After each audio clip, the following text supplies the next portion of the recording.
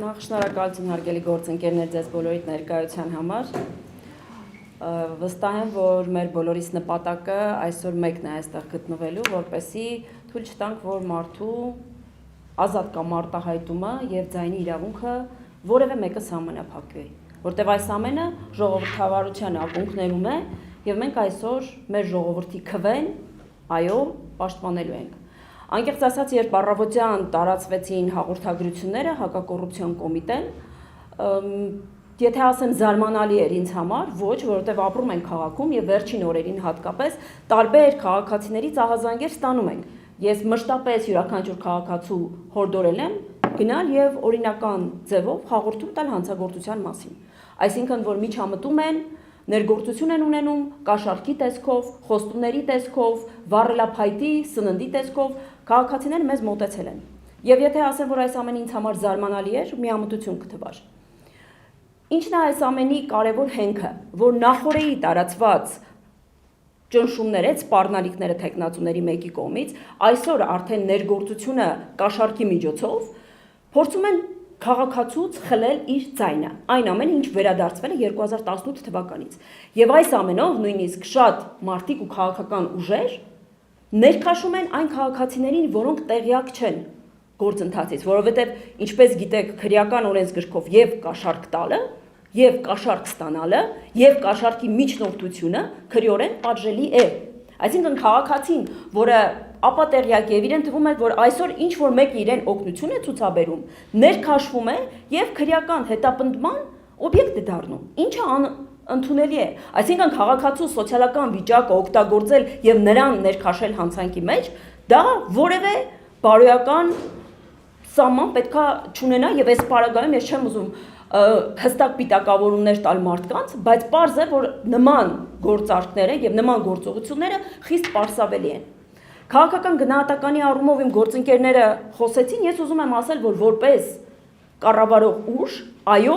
մենք տեր ենք կանգնելու մեր քաղաքացու քվեին եւ որևէ մեկի մտքով չանցնի, որ Հայաստանի քաղաքացու քվեն կարող են իրենք գողանալ։ Սա պարզ պետք է լինի, եւ մենք թույլ չենք տա, որ մեր քաղաքացու հետ հայոյանքով խոսեն, սպառնալիքով խոսեն, հետո ընտանիքի անդամներին առավելապես տղամարդկանց գնան բերման ենթարկվեն։ Հասկանում եք, այս մարդիկ ոչինչ են, իրենց քաղաքական անցյալը ուզում են վերականգնել։ Ես ամբողջ քարոզարշավի ընթացքում կարմիր գծով անցնում եմ, սիրելի գործընկերներ, դուք եւս հետևել եք, որ տեխնացուներից մեկը ինձ որպես կին թիրախավորել եւ բուլինգ է ենթարկում։ Իրեն թվում է, թե ինձ կարելի է խեղճացնել այդ բառամթերքով։ Հայաստանը օրինական պետություն է, իրավական պետություն է եւ նման մարդկանց տեղը իրենց ցույց տված սիրելի վայրում է, գաղութում։ Ինչ մնում է այսօրվա դեպքերին։ Ցանկացած մարդ, ով փորձում է ներգործություն անել քաղաքացու վրա, վստահ չի իր ուժերին։ Ինչն է խնդիրը, եթե Գյումրեցին այսօր գնում է եւ ընտրում է X կամ Y քաղաքացու քաղաքական ուժին, մեզ համար դա իհարկե օրենք է։ Եվ եթե բոլորը ասում են, որ քաղաքացիական պայմանագիրը ոտ է, թույլ է, պարտվում են, բա ինչու՞մն է հարցընկերներ, ինչու է աղմկում գետը։ Եթե այդքան վստահ եք ձեր ուժերի վրա, դե գնացեք գրեք։ Եղավ մի 2 ամիս է մարդիկ երիտասարդական հավաքներ են անում, գումարներ են բաժում, այդ թվում փորձում են լրագրողներին ներքաշեն։ Գիտենք ամեն ինչից տեղյակ ենք։ Հանցագործության մասին հաղորդում ներկայացրել եք այդ մասով։ Բոլոր այն պնդումները, որոնք կան, իմ այս պահի դրությամբ ներկայացված հաղորդում է նաև հանցագործության մասին։ Դուք չգիտեք, որ տեխնացուներից մեկը եղավ մի ամիս ինձ հետապնդում է իր խոսույթով։ Ինչի որ կին եմ դրա համար։ Ո՞ր մեկը։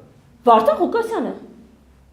Այսինքն պիտակավորելով ինձ իմ ընտանիքի անդամներին, դե գիտես սպառնալիքները, հայոյանքները կարող է մեզ վախեցնեն։ Բացառվում է։ Ինչ մնում է այսօրվա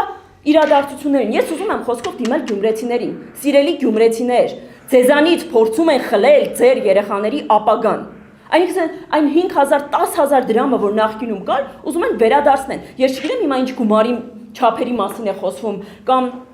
այսօր ձայնագրություն եմ լսել, որի մեջ ասվում էր ինչ որ վառելափայտ եւ այլ առարկաների միջոցով, ես կարծում եմ, որ շատ մարդիկ չեն գիտակցում, որ իրենց ներքաշում են ընտրակաշառքի մեջ։ Մարդը մտածում է, հա դե լավ է, օգնություն են ցույց տալիս։ Օգնություն թող ցույց տային նախորդող ժամանակաշրջանում, հետո, բայց ոչ ընտրությունների նախաշեմին։ Եվ ուզում եմ սիրելի գյումրեցիներ, ձեզ դիմել մի թույլ տվեք, որ ձեր երեխայի վաղվա օրը խլեն ձեզանից մի քանի դրամով։ Որովհետև սա վերաբերում է մեզանից յուրաքանչյուրին,